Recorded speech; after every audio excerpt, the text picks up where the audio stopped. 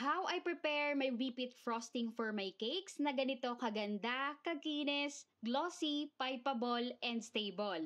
Hello mga kabakes! And for today's video mga kabakes ay ipapakita ko sa inyo kung paano ko nga hinahanda ang ating whipped frosting para sa aking mga cakes. Especially kapag magpapipe tayo ng mga borders or frosting decoration sa ating mga cakes kagaya nito. Syempre kailangan natin dito is thick and pipeable frosting. At itong mga cakes na ito, ang gamit ko dito is whipped ng Bakersfield. So let's start mga kabakes at ipapakita ko na sa inyo kung paano ko ba hinahanda ang ating whipped frosting. At ang kinaganda dito sa whipped, paste siya or cream paste kaya maa-adjust natin yung kanyang consistency depende doon sa liquid na ibubuhos natin. So dito sa whipped, pwede nating lagyan ng cold milk or cold water. I suggest mga kabakes na super duper cold talaga para mas mag-volume pa yung ating frosting. So water lang ako pero nilalagyan ko ng yelo yon pero hindi ko sinasama yung yelo. At kung gusto mo na maging mas malinamnam pa siya ay gumamit ka ng cold milk. At dito mga kabakes sa likod ng whipped packaging, sa likod merong nakalagay dito na recommended proportions for best result. For soft and fluffy frosting, sa 1 kilo ng whipped mag-add ka lang ng 500 grams ng water, liquid, or milk. For thick and pipeable frosting, detailed borders and decor, sa 1 kilo ng whipped mag-add ka lang ng 300 grams ng water, liquid, milk. For stiff, thick frosting, pipe flowers, and cake decor, sa 1 kilo ng whipped, mag-add ka lang ng 250 grams ng water, liquid, or milk.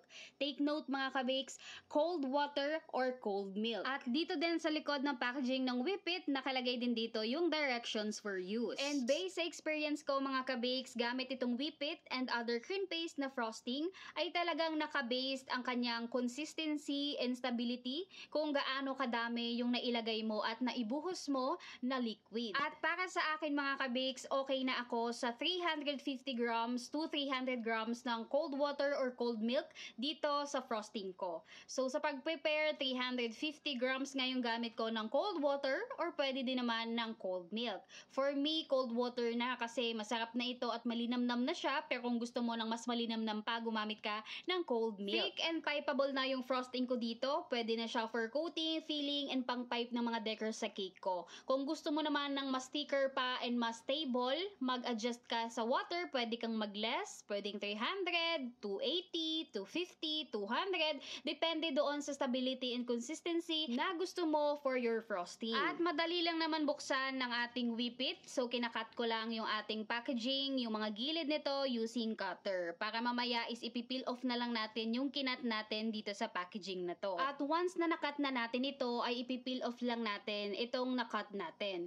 So ganito yung kanyang consistency ng kanyang pagka-paste or cream paste. So meron lang sumama na kaunti doon sa packaging natin, pero scrape lang natin yan using spatula. At ganito yung magiging texture and consistency ng cream paste nyo ng whipped kapag na-store nyo ito ng tama. At dito din naman sa likod ng packaging ng whipped nakalagay yung storage dito. Sabi dito, store in a clean, cool, and dry place away from direct heat and light. Kasi kapag nilagay mo ito at in-store mo ito sa may init na lugar na pinaglalagyan mo ng iyong whipped or storage, ay lalambot po ang inyong cream paste ng whipped. Ang mangyayari dito is mahihirapan ka na tanggalin ito doon sa packaging.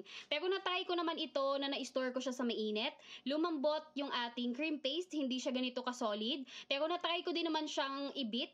Ay okay din naman siya, kailangan mo lang talaga gamitan ng super duper cold water or cold milk. Nagvo-volume pa din naman siya. Yun nga lang talagang mahihirapan ka na tanggalin ito sa packaging kapag very soft yung ating cream paste. Kaya kapag nangyari sa inyo yon, pwede nyo siyang ilagay muna saglit sa ref para maging solid ulit ng ganito para hindi gaano kayo mahirapan na tanggalin yung ating cream paste sa packaging. So dito mga kabakes, nilalagay ko na yung ating whipped paste dito sa ating mixing bowl. And kapag merong naiwan na paste sa inyong mga packaging, ay scrape nyo lang yon at ilagay dito sa ating mga mixing bowl. So dito mga kabakes, sa procedure ko is 350 grams of cold water and 1 kilo ng ating whipped. At dito nga mga ka-bakes, ang gagawin lang natin dito ay papalambutin natin yung ating cream paste. So as you see, pag galing sa packaging, medyo solid yung cream paste natin. So gagamit ako dito ng stand mixer.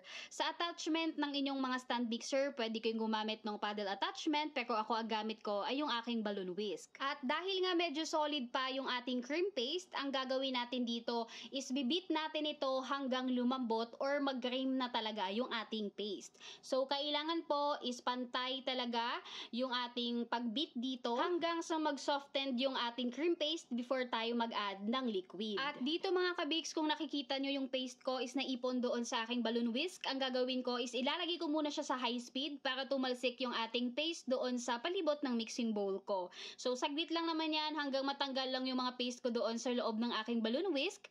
And then ang gagawin ko dito mga ka-bakes, ibabalik ko na ulit siya at medium speed, and then i-scrape ko lang ito ulit yung palibot ng mixing bowl ko kasi kailangan talaga natin ito na ma-make sure na wala talagang paste na buo-buo ang maiiwan at kailangan nga ispantay natin itong mabibit. At dahil nga meron na ipon na cream paste doon sa balloon whisk ko, ginamitan ko ito ng silicone spatula para ilaglag siya.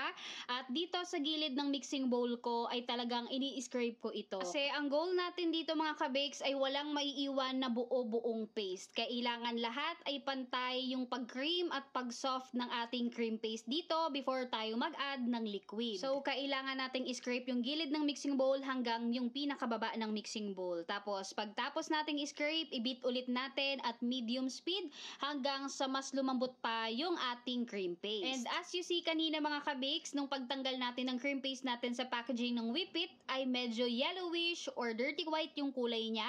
At habang binibit nga natin ito at kinikream ay medyo naglalight yung color niya or pumuputi na ito. At the same time, lumalambot na rin yung ating paste. At one last time mga ka-bakes ay magi-scrape ulit ako ng ating mixing bowl kasi sisiguraduhin ko lang talaga dito na wala talagang matitira na buo-buo pa na paste. At ibibit ko lang ulit ito at medium speed saglit. At ito mga ka-bakes yung magiging texture and consistency ng paste natin. Kulay puti na siya at hindi na siya yellowish at talagang nag-soft na yung ating cream paste. So pantay na na-cream natin yung paste natin. At ibibit ko nga ulit ito at medium speed at maglalagay na ako ng ating liquid. At dito nga sa 1 kilo ng whipped, naglagay ako ng 350 grams ng cold water. At sa pagbuhos po ng liquid, hindi po natin ibubuhos lahat ng isang biglaan. Paunti-unti po ang buhos natin. So kailangan magbuhos ka muna ng kaunti at antayin mo na ma-absorb yon ng paste natin bago ka maglagay or magbuhos ulit ng liquid. At habang naglalagay tayo ng liquid, ay kailangan nasa medium speed pa din yung ating mixer. At sa puntong to mga ka-bakes, halos kalahati na ng liquid ang nabuhos ko dito. So nag-stop muna ako na ibit ito at in-scrape ko ulit yung ating mixing bowl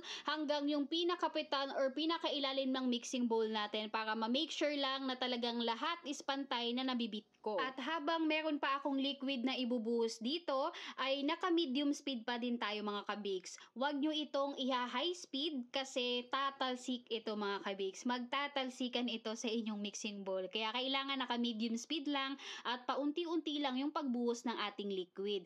At sa pagbuhos nga ng liquid, kailangan antayin mo munang ma-absorb to ng ating cream paste habang binibit bago ka mag-add ulit ng liquid. At nung naibuhos ko na nga lahat ng ating liquid or cold water, ay inilagay ko na sa high speed yung ating mixer para mas mag-volume pa yung ating frosting dito at para mas maging thick, pipeable, and stable na ito. At hindi na ako mga ka-bakes bumabase pa kung ilang minuto dapat ibit ito. Bumabase na lang ako sa sarili kong mga mata at sa gustong kong consistency sa aking whipped frosting. At tignan nyo naman po mga ka-bakes, sa 1 kilo ng whipped frosting at 350 grams ng cold water ay napakaganda na ng ating whipped frosting. Napakaputi, napaka-glossy, napakakinis, and syempre thick and pipeable ito at higit sa lahat, napaka-stable po nito mga ka-bakes.